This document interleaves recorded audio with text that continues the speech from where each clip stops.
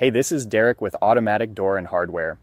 If you work on automatic sliding doors, you already know the motor gearbox assembly is one of the most critical components in a Stanley DuraGlide automatic door system.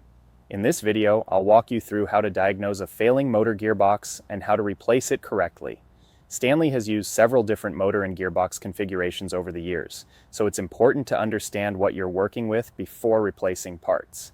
One common symptom of a failing motor is when the door begins to move slightly when power is applied, then stops. Sometimes if you manually push the door, it will begin moving again. This is a strong indicator the motor is worn out. Proper diagnostics matter. Any qualified technician should be using a multimeter. If someone is replacing parts without electrical testing, there's a high likelihood unnecessary components are being changed. There is also a simple mechanical test you can perform. With the power off, unplug the motor from the controller. This is a 3-pin plug. You'll see a green ground wire, along with a black and a white wire.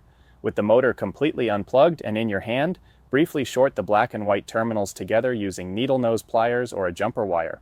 Once the terminals are shorted, manually push the door. If the door moves freely, the motor is bad. If the door resists movement or grabs during the stroke, that motor is failing and should be replaced. You may also feel the door jump at certain points, another clear sign the motor is shot. Once you've confirmed the motor gearbox needs replacement, installation is straightforward. Start with the motor unplugged. Disconnect the revolution counter connector located on the back of the motor. Next, locate the two 9/16" bolts securing the motor gearbox to the header. Support the motor as you loosen and remove these bolts. Once removed, disconnect the drive belt from the motor pulley and carefully remove the old motor gearbox assembly. Install the new motor gearbox by looping the drive belt over the pulley and aligning the mounting bolts with the threaded nuts inside the header. Start both bolts a few threads, but do not tighten them yet. To tension the belt properly, pull the motor gearbox firmly away from the idler pulley while tightening the mounting bolts. This method allows you to tension the belt without over-tightening it. The belt should never feel like a guitar string. It should have slight play and flexibility. Over-tensioning the belt can cause premature wear on bearings and other components. If additional tension is required, move to the idler side of the operator. You'll find a slotted bracket with a locking nut. Loosen the nut and adjust the tension using the adjustment screw. Once set, tighten the locking nut. Proper belt deflection should be about 1 inch up and down. After the motor is mounted and the belt is properly tensioned, reconnect the motor plug and the revolution counter plug. On Stanley operators, it's critical that the motor wiring and revolution counter wiring are routed separately. Secure both wire harnesses using adhesive tie mounts and zip ties. Make sure no wires can contact the belt or moving components. Improper wire routing can lead to electrical interference, sensor issues, or complete wire failure.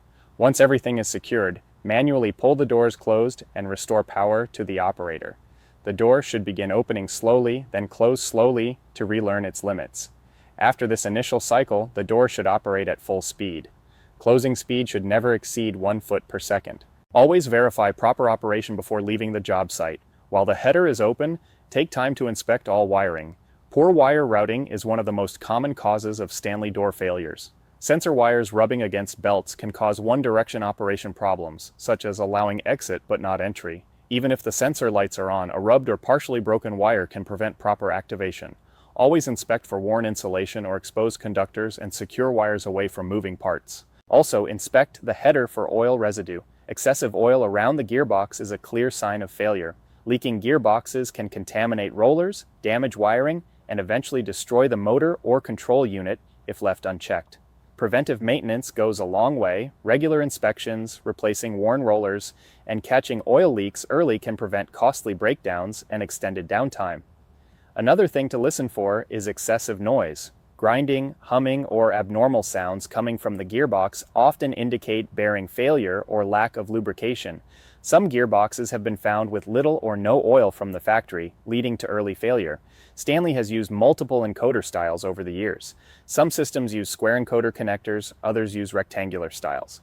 While the motor power plug is usually the same, encoder compatibility is critical. If you're unsure which motor gearbox you need, take a photo of your operator and send it to our team. We offer compatible motor gearboxes and adapter harnesses when required. Replacement Stanley DuraGlide motor gearboxes and automatic sliding door parts are available at autodoorandhardware.com.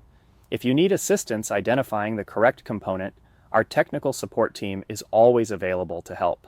This is Derek with Automatic Door and Hardware. Thanks for watching.